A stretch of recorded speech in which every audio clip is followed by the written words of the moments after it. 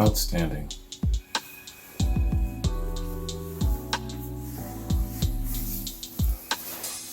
So that concludes side 2 of Odds and Sods. Man, when you're talking about just throwing together a bunch of tunes from all over the place, this is a pretty damn fine album, I gotta say. Hey, Long Live Rock. Yeah, man, I don't know, when you say The Who to me, for some reason I'm thinking of other songs, but Long Live Rock is definitely up there among their best, for sure. It's a great, fantastic tune, and I forgot all about it, man. Yeah, but hey, this is why, going through the chronology like this is really nice. You uncover things, you remember things, it puts you back, and hey, this was an excellent album, man. No great strong notable hits with the exception of Long Live Rock, but it doesn't always have to be about hits. It's about the quality of the musicianship, it's about the quality of the men, what they're trying to convey, what they're trying to express. All of these different things go into making for great rock and roll, and The Who, they had it in spades, man. Let me tell you, fantastic talents. I tell you, the presence of The Who in modern music cannot be understated. How important it was to have them in our lives, all the way from the early '60s, even now to the present. They're still around. Fantastic run, fantastic legacy. I tell you, man. Hey, I got a question I was thinking about. In my walk so far with The Who, you hear the fantastic drumming of Keith Moon. Is there a drum solo? There are drummers, and then there are drummers who can also do drum solos. Does he have like an isolated drum solo? Let me know. That'd be interesting to check out how he sounds and that sort of thing, the feel for him doing a drum solo. It's a different type of drumming altogether. I know that. I don't know much about music, but I at least know that. And, some are really gifted in a certain way. I've made this mention before, comparing Bonham to Peart. Peart has a very technical approach, and he's got a jazz background, and yes, he can pull off an incredible drum solo. So can John Bonham. But John Bonham is at his best when he's not doing drum solos. He's at his best in the body of the music, his presence behind the music, the thunder behind it all. And I'm guessing that Keith Moon is probably the same way. He's at his best backing up the great works of The Who. Not so much being, Neil Peart, of course, too. He's the same for Rush. But my point is that some drummers, and I'm guessing Keith Moon is like this, are at their best when they're engulfed in the body of the music itself. You know what I'm saying? So, but maybe I'm wrong. Maybe there's a fantastic drum solo, drum roll out there I don't know about. But yeah, I see the difference between certain drummers. Most are capable of doing a drum solo, of course, but at their best, some are great at drum soloing, and some are great in being in the body of the actual music. You know what I'm trying to say? I hope you know what I'm trying to say. So, great album, man. Hey, fantastic album.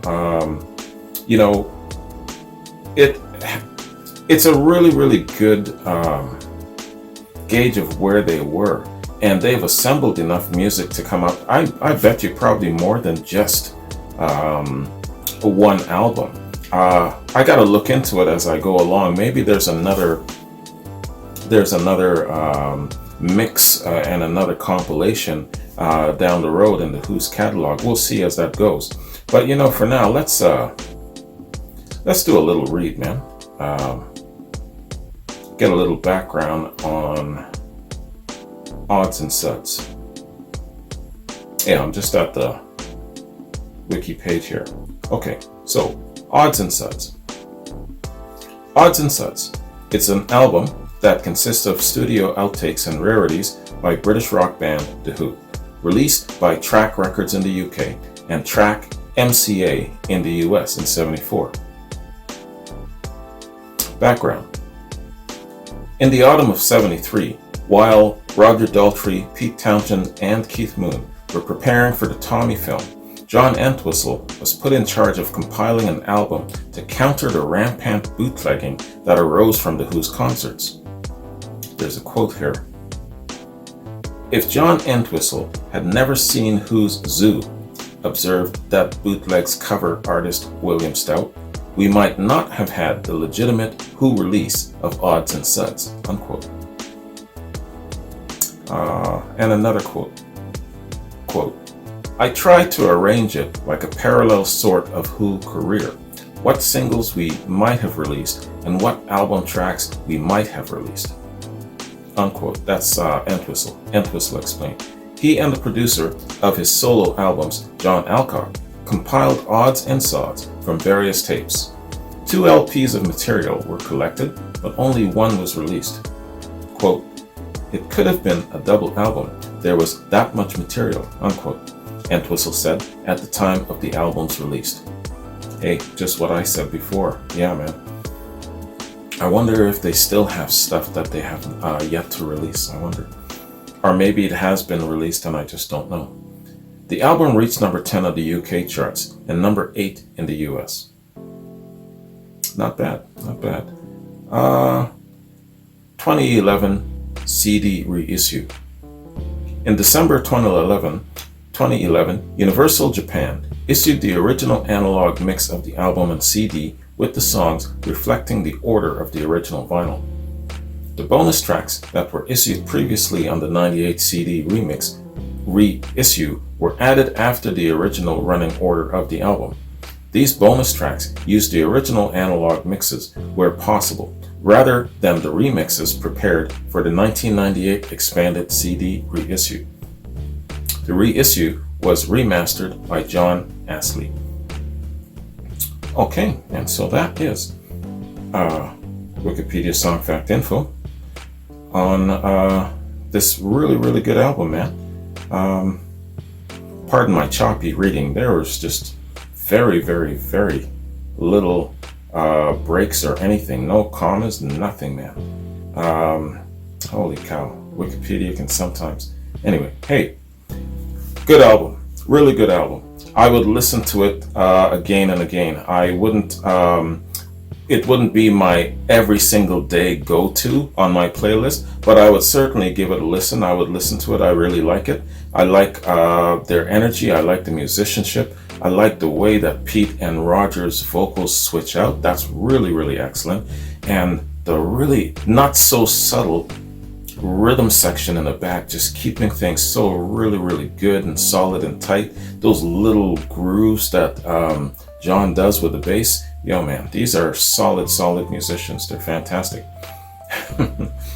Keith Moon, 100 miles an hour. He doesn't have any other setting, man.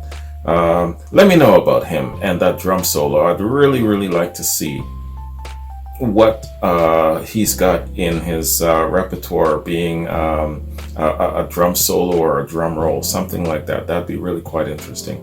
All right, I'm gonna roll down here, see what I got for my okay.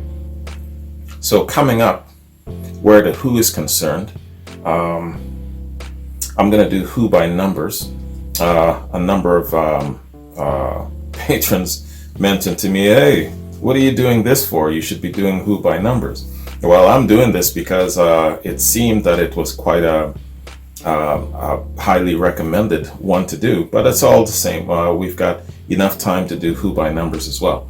So I'll do Who by numbers next, and then we'll go from there. I'm waiting for a couple of patrons to get back to me in regards to some quads. I wanted to fit in a couple of Who quads that they had in the shoot and just kind of supplement Who month with those particular quads. But I'm still waiting for a certain couple of patrons to get back to me, so it may or it may not happen, but it's okay. We've got enough material to go.